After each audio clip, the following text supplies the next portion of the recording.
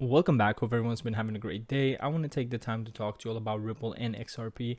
As a lot of you are already aware, Ripple has been battling with a lawsuit claiming that XRP is a security token, and I'm happy to finally bring out a video that says otherwise. Here I'm going to read straight from the article from bitcoin.com. The court found that the lead plaintiff failed to provide the necessary evidence in the courtroom to support multiple claims regarding XRP's non-security status, Bragg House's personal holdings and monetary intentions, XRP's sales strategies, as well as the company's software products. Now, I personally like to be very transparent, and I kind of like to see any side of the coin or both sides of the coin, and I personally like to question things. So with that being said, I want to point out that the reason why it wasn't classified as a security is because there wasn't enough evidence supporting it. That means that in theory, it could later be brought back with more evidence and it could technically still be classified as a security later on. However, of course, that would have to be a whole new case, etc. and all that, but we won't get into that, obviously. Now, the only reason I mention that is because I don't want to just say like, oh, this is it, it's not a security, blah, blah, blah, and all that. I just want to keep, for you all to keep in mind that there's still a possibility that it is a security token. It's just at this point in time, there's not enough evidence. However, I personally support XRP and Ripple. So I'm very pleased with the outcome here because I really strongly believe that if it was to be classified as a security, there's a very good chance that it would hurt XRP very negatively, and who knows, it might have even been the end of XRP altogether. So I'm extremely thankful and glad that this was the outcome of the hearing and of all that whole lawsuit thing. But that kind of brings us to our next topic, and that is that Australia's banks are actually suing Ripple for trademark infringement. Now I'm going to talk about what the infringement is here in a second, but I want to talk to you all about the Australian banks. There's actually something quite interesting that I found out upon doing some research and just kind of like reading all of these articles.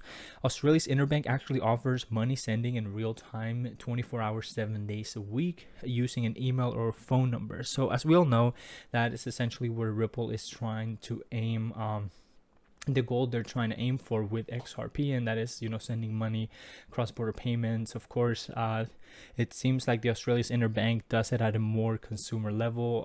But what I mean by that is that everyday people are sending money to each other and stuff like that. Of course, I didn't do a whole lot of research on their service and how it works and all that, but I'm assuming that it is not utilizing blockchain technology. So that's kind of gives the advantage to Ripple and XRP, because I feel like blockchain technology is going to be more secure, more transparent, and it's going to be just an overall better route to take when it comes to sending larger amounts of money. Now let's get to why they are being sued. And I think it's kind of silly, but at the same time it's not, because this article specifically makes a good point on it, and that is that they're being sued because they're using the word pay ID put together as one word, as opposed to using pay ID with a space in between pay and ID. So that's what the issue seems to be, and it's just that trademark what's turned out to be that way. Now, a very interesting thing is that Ripple filed for the trademark in January 17, 2020, and it says on the article that they filed the NPAA, which is the Australia's interbank. They filed for essentially the same trademark in July 24, 2020. So what I'm starting to believe and what I'm starting to think that happened here is that the Australian banks and stuff like that were able to get the trademark registered faster than Ripple was able to get it registered, and that's why they are being sued. Because I don't see any other way that they could be sued if they filed for it before the Australia's banks did. So I think it's a little bit sticky. The situation there seems to be a little bit icky, but I think that at the end of the day, it's going to get solved out. Obviously, it has to get solved out. I just thought it was quite interesting. It seems like we had that other lawsuit, now it's getting into another one, and it's almost never ending. I mean, of course, other entities would want to target Ripple because they're already big and they already have all this money, etc., etc. But we're not going to get into that. I just thought that it was quite interesting that this is happening right after the other one essentially gets dismissed. So I mean, I just wanted to bring you all this news, but let me know what you think in the comments below. I definitely think that it's silly, but here I'm going to give you the reason why they're actually making a good point. And if you go in this article and actually scroll down, it talks about it here.